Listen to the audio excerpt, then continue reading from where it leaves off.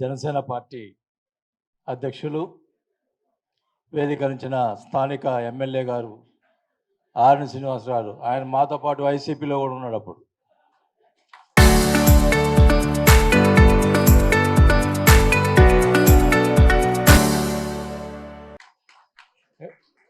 ఉన్న నిజాలు ఎప్పుడైనా మాట్లాడాలి. సోదరులు, మరి మాతో పాటు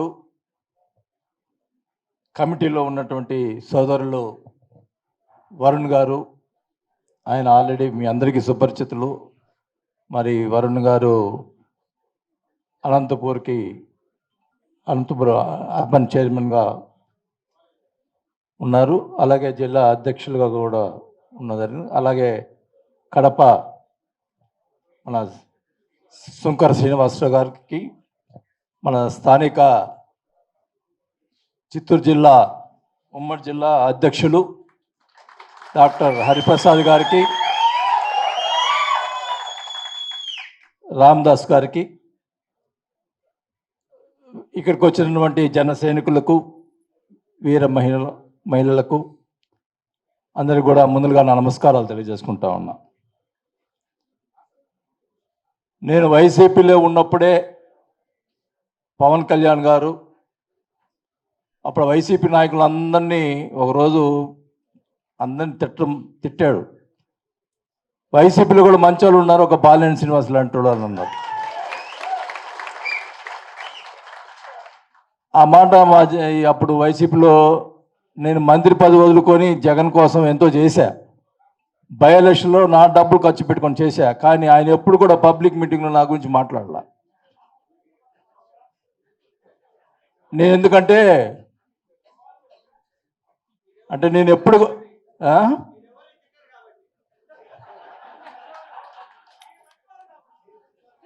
నేను ప్రశ్నించే పార్టీలో ఉంటే బాగుంటుందని ఎప్పుడూ అనుకున్నాను. ఎందుకంటే నేను జగన్ని ఎక్కువ ప్రశ్నించేవాడిని, అందువల్ల నా మంత్రి పదవి పోయింది. ఇది జరుగుతున్న తప్పు అని ఓపెన్గా మాట్లాడేవాడిని. దానివల్ల ప్రాబ్లమ్స్ వచ్చినాయి. ప్రాబ్లమ్స్ వచ్చినా కూడా నేను అన్ని తట్టుకున్నాను. నేను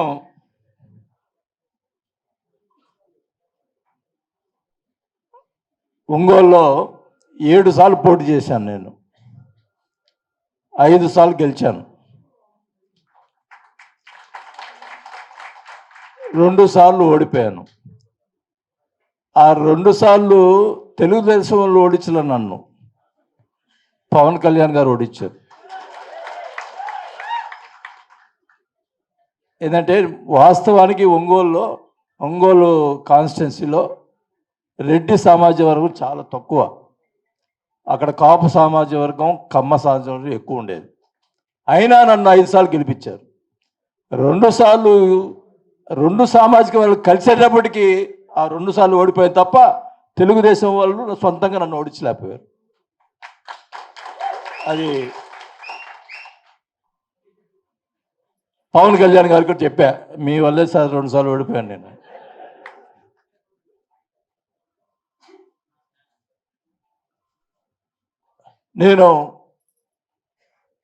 మీరు ఒంగోలు ఎవరినైనా కనుక్కోండి, నాకు ఒంగోలు కాన్స్టిట్యున్సీలో ఎవరు లేఅవుట్ వేస్తున్నారో నాకు తెలియదు, ఎవరు అపార్ట్మెంట్ కడుతున్నారో నాకు తెలియదు. 5 సార్లు ఎమ్మెల్యే ఎవరిని టచ్ చేయలేం, ఈవెన్ తెలుగుదేశం వాళ్ళని కానీ ఎవరిని కానీ. ఈరోజు తెలుగుదేశం వాళ్ళు పోయి ఏంది అని మనం మీరు ఎంక్వైరీ చేయండి, ఆయన పాపం అంటారు. అంతే. నేనేదో నాకు సొంతంగా చెప్పుకోవటం కాదు. ఎవరినైనా పార్టీలు అనేది ఎలక్షన్లో కానీ మిగతా సమయంలో ఒక ఎమ్మెల్యేగా ఉన్నప్పుడు అందరికీ సహాయం చేయాల్సిన అవసరం ఉంది, ప్రతి ఒక్కరికి కూడా. కార్యకర్తలకి ఒంగోలు నేను ఏం చేశానో ఒకసారి మీరు ఎంక్వైరీ చేయండి. నేను ఆ రోజు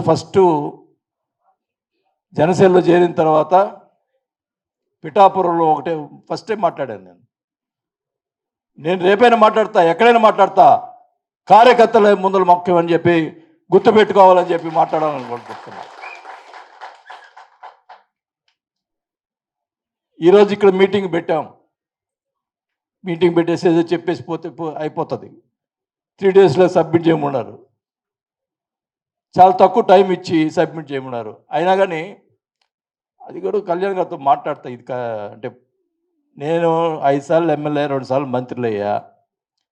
నాకు కరెక్ట్గా ఉంటూ నాకు ఇష్టం. నాకేం పోయినా ఒకవేళ ఏమన్నా నా మీద ఉన్న నాయకులు అందరు కలిసి ఇది చేస్తే నేను ఇంట్లో కూర్చుంటా, కానీ నేను మటుకి కాంప్రమైజ్ అయ్యే ప్రసక్తి లేదు కార్యకర్తల విషయంలో. ఖచ్చితంగా కూడా నేను అన్నాక మన కళ్యాణ్ గారికి అదే చెప్పాను. నేను సార్ నాకు ఏ పదవి వద్దు, నేను మొత్తం కష్టపడిన తర్వాత కావాలంటే అప్పుడు చూడండి పదవి, ఇప్పుడైతే నాకు వద్దు. నేను కష్టపడతాను, ఎందుకంటే నేను ఆయన చూశాను, ఆయన మంచితనాన్ని. చాలా మంచోడు కళ్యాణ్ గారు. కాకపోతే అక్కడ కొన్ని పరిస్థితులు ఆయన్ని ముందరికి రానిట్లే. ఖచ్చితంగా చెప్తున్నా, అవన్నీ వద్దబ్బా. మనకిప్పుడు మనం కళ్యాణ్ గారిని పైకి తీసుకొచ్చేదానికి గట్టిగా మనం అందరం కలిసి కృషి చేద్దాం.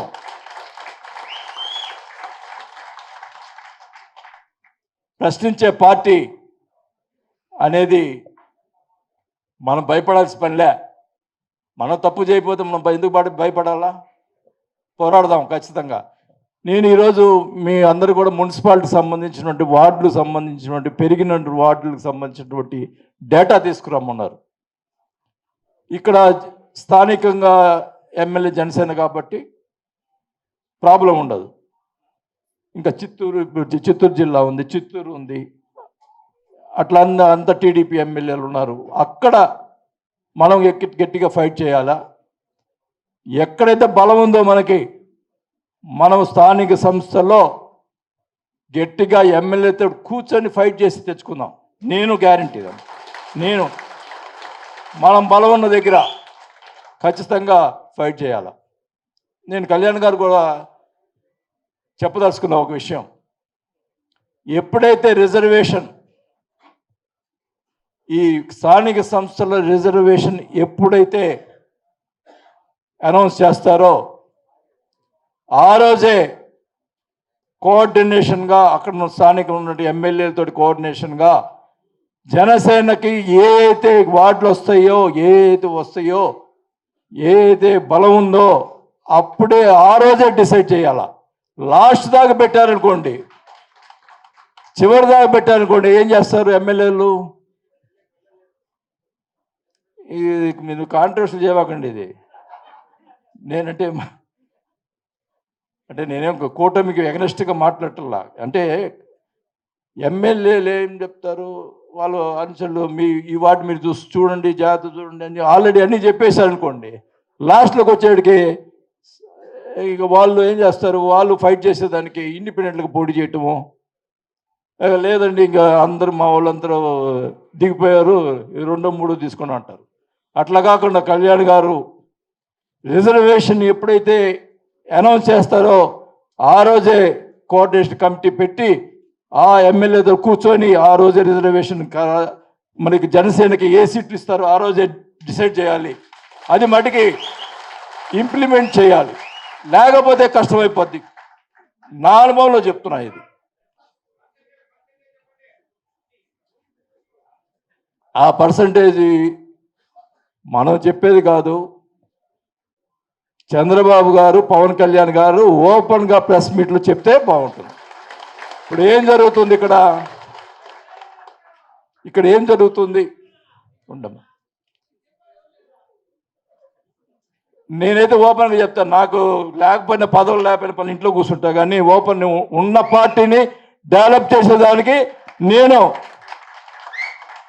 అసలు నిన్నటిదాకా ఏం చేశారంటే, అయ్యా బాలినేని గారు ఇట్లా ఉన్నాడు, ఇప్పుడు ఏదో వచ్చాడు అధికారంకి, మళ్ళా వైసీపీ జగన్ బంధువు, మళ్ళీ వైసీపీకి పోతాడు అని చెప్పి ఇన్ని రోజులు చెప్పుకుంటూ వచ్చారు కళ్యాణ్ గారికి. నాకు నచ్చింది ఏంటంటే కళ్యాణ్ గారిలో ఆయన ఏమన్నాడు తెలుసా? నాతోటి చెప్పాడు. అది చెప్పచ్చో చెప్పకూడదు ఇక్కడ. కానీ చెప్తారు, నేను ఓపెన్లే, అది వేరే విషయం. ఆయన అన్నాడు ఒక ఎమ్మెల్యే తోటి, బాలినేని గారు జనసేన చేరక ముందునే నాకు ఇష్టము, ఇప్పుడు జనసేన పార్టీలో చేరాడు, ఒకవేళ నాతోటి ఏమన్నా సహాయం పొంది మళ్ళీ వైసీపీ పోయాడు అనుకోండి, నేనేం బాధపడను, అంతే ప్రేమతో బాలినేని చూస్తాను నేను, ఆయన అంటే నాకు అంత ఇష్టం.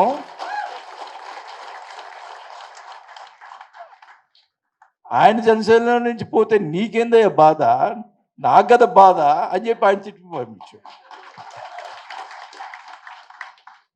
ఏమండి, ఆయన సహాయం, రాజశేఖర రెడ్డి గారు నా సహాయం చేశానని నీ మంత్రి పదవి వదులుకొని జగన్ తోటి చేరా. బై ఎలక్షన్లో నా సొంత డబ్బులు పెట్టి నేను ఖర్చు పెట్టి ఎలక్షన్లు 22 కోట్లు ఖర్చు పెట్టి నేను ఎలక్షన్ చేశా. అలాంటిది సహాయం పవన్ కళ్యాణ్ గారు నాకు అంత ఇది చేసినప్పుడు నేను మళ్ళీ పార్టీ వదిలిపెట్టి పానీయండి, పదవులు లేకపోతే మంత్రి పదవి వదులుకున్నా 4 సంవత్సరాలు. ఇప్పుడు అందుకంటే నేను ముఖ్యమంత్రి అవుతానా? ఏంది ఇది? ఎందుకు పోతాను? నేను కళ్యాణ్ గారితో ఉంటాను, ఏం చేసినా నేను కళ్యాణ్ గారితో ఉంటాను. కాబట్టి కళ్యాణ్ గారు నేను ఒకటే అడిగా, నెక్స్ట్ సినిమా నేను తీయాలి మీతో.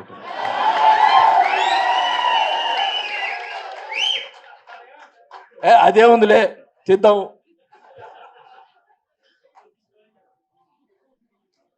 అని చెప్పి ఆయన బాబం నాకు ఎంత నచ్చాడంటే అంత నచ్చాడు.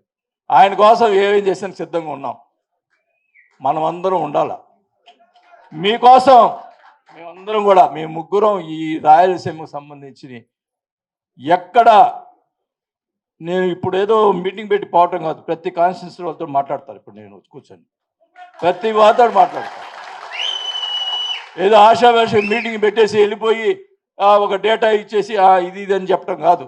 మీ కాన్స్టిట్యున్సీలో ఎవరున్నా, ఎక్కడి నుంచి, ఇప్పుడు కడప జిల్లా, చిత్తూరు జిల్లా నుంచి వచ్చారు, ప్రతి కాన్స్టిట్యున్సీలో కూర్చొని మన భోజనం పెట్టారు, మనం కూర్చొని అందరితో మాట్లాడుకొని ఈ వార్డులో ఎక్కడ బలం ఉందో చెప్పండి, దాని ప్రకారం మేము మ్యాక్సిమం ఫైట్ చేస్తాం. ఎమ్మెల్యేతో మాట్లాడతామో లేకపోతే ఏది చేస్తామో మ్యాక్సిమం ఫైట్ చేస్తాం. ఖచ్చితంగా జనసేన పార్టీ అనేది రాయలసీమలో అభివృద్ధి చేసేదానికి మీ అందరి తోడ్పాటు మాకు కావాలని చెప్పి కోరుకుంటా ఉన్నా. ఇవి జరుగుతూ ఉంటాయి. నేను ఒకటే చెప్పా మన జనసేన నాయకులకి, సార్ అధికారం వచ్చిన తర్వాత కార్యకర్తలు మాకు ఏం జరిగిందని కోరుకుంటారండి. అధికారం రాలేదనుకోండి, మొన్న కూడా అధికారం రాలేదనుకో, ఇంకా ఫైట్ చేస్తుంటారు కళ్యాణ్ గారి కోసం. అధికారం వచ్చిన తర్వాత ఏం చేశారు మాకు అనేది ఇప్పుడు తెలియదండి, మీకు ఎలక్షన్లో చూపిస్తారు, అది గుర్తుపెట్టుకోండి అని చెప్పి.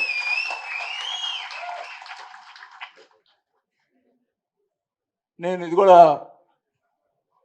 మొన్న కళ్యాణ్ గారితో సార్ మన ఆఫీస్కి వచ్చినప్పుడు, హెడ్ ఆఫీస్కి వచ్చినప్పుడు లోపల రావడానికి కూడా చాలామంది ఇబ్బంది పడుతున్నారు.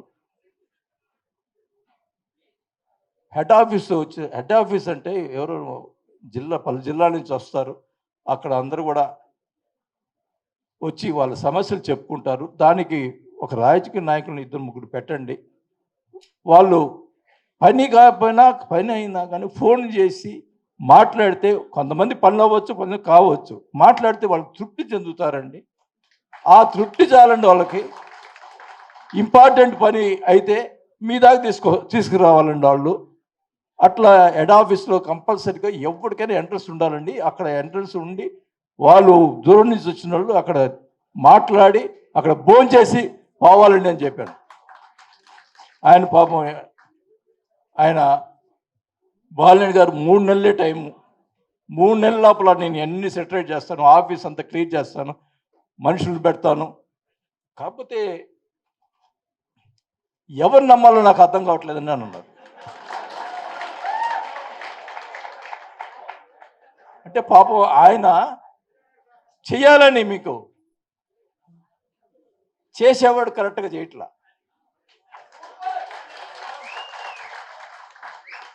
నన్ను ఇప్పుడు చాలా అనుకుంటారు ఇప్పుడు ఆడ నాకే నాకు కళ్యాణ్ గారు బైక్ రావాలా, వీళ్ళందరి కోసం నాకు ఇంకేం వస్తుంది. మండలాలు ఉన్నాయి, గ్యాప్ ఉంది కాబట్టి ప్రతి కాన్స్టిట్యూన్సీ కి మేము రావడం జరుగుతుంది. ప్రతి అక్కడ జనసేనకి సంబంధించిన బలం ఎవరైతే బలం ఉందో అక్కడ మండలాలు కానీ జడ్పీటీసీ కానీ ఎంపీటీసీ కానీ సర్పంచ్లు కానీ ఎక్కడ బలం ఉందో అక్కడ జనసేన పోటీ చేసే విధంగా స్థానిక ఎమ్మెల్యేలు కూటమిలతో మాట్లాడి ఖచ్చితంగా పోరాటం చేసి అక్కడ మేము తీసుకొచ్చే కార్యక్రమం చేపడతామని తెలియజేసుకుంటా ఉన్నాం. ఖచ్చితంగా ప్రతి నియోజకవర్గం రావడం జరుగుతుంది. ఇప్పుడంటే 3 రోజుల టైం ఉంది కాబట్టి మున్సిపాలిటీకి సంబంధించి ఈరోజు మున్సిపాలిటీ సంబంధించిన వరకే మాట్లాడమన్నారు. నెక్స్ట్ మండలాల వరకు అయితే ప్రతి కాన్స్టిట్యూన్సీకి రావడం జరుగుతుంది. నేను ఏదో చెప్పి పోవటం కాదు, ఖచ్చితంగా వస్తాను. ఖచ్చితంగా మీరు కూడా రావాలా. మీరు మాకు ఆయన వస్తారనుకోండి, మీరు మాకు ఇక్కడ మున్సిపాలిటీ చూడాలి అంటారేమో. మీరు చేశారు కాబట్టి అంతలో రావాలా. మొత్తం అన్ని కాన్స్టిట్యూన్సీ తిరగాల.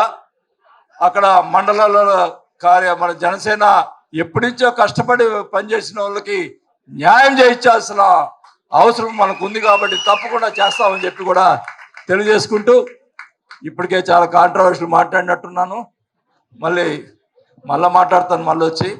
ఖచ్చితంగా కూడా రేపు మున్సిపాలిటీలో జనసేన వార్డుల్లో అత్యధికంగా గెలిచేదానికి 100% మళ్ళా స్ట్రైక్ రేటు తెచ్చుకునే కార్యక్రమాన్ని మన స్థానిక సంస్థలు కూడా తెచ్చుకుందామని చెప్పి కూడా తెలియజేసుకుంటూ, మరి ఈరోజు ఈ అవకాశం ఇచ్చినటువంటి పెద్దలందరూ కూడా పేరు పేరున నా ధన్యవాదాలు తెలియజేసుకుంటూ, జనసేన మరి బలోపేతం కోసం మనం అందరం ఎవరు పెద్ద చిన్న కాదు, అందరం కలిసి పనిచేస్తేనే మన నాయకుడు ఎప్పుడైనా నాయకుడు బాగుంటే మనం బాగుంటాం. అది గుర్తుపెట్టుకోవాలా. అంటే మన నాయకుడిని మనం పైకి తీసుకురావాల్సిన అవసరం ఉంది. కళ్యాణ్ కూడా నేను మాట్లాడినప్పుడు మనం జనసైనికుల్ని నాయకులకు చాలా కష్టపడి ఉన్నారు, వాళ్ళకి న్యాయం చేయాలి అని చెప్పి ఆయన నిజంగా తపన పడుతున్నాడు. వాస్తవం చెప్తున్నా, ఇది నిజంగా తపన పడుతున్నాడు. ఏదో మధ్యలో జరుగుతున్నాయి తప్పితే ఇంకా ఆయన గట్టి నిర్ణయం తీసుకున్నాడు. ఇప్పుడు ఆయన ప్రజల్లోకి వస్తాడు, ప్రతి నియోజకవర్గంలో రావడం జరుగుతుంది. ఖచ్చితంగా మన పవన్ కళ్యాణ్ని ఉన్నత స్థాయికి పోయేదానికి మనం గట్టిగా ప్రయత్నం చేయాలి. అది మనలో ఉంది, మనం కూడా గట్టిగా కృషి చేయాలని చెప్పి కూడా తెలియజేసుకుంటూ, మంచి నాయకుడైనటువంటి పవన్ కళ్యాణ్ని మనం ఎప్పుడు కూడా మనం వెన్నంటి ఉండాలని చెప్పి కూడా కోరుకుంటూ సెలవు తీసుకుంటా ఉన్నా. జై జనసేన, జై జనసేన, జై పవన్ కళ్యాణ్. Thank you.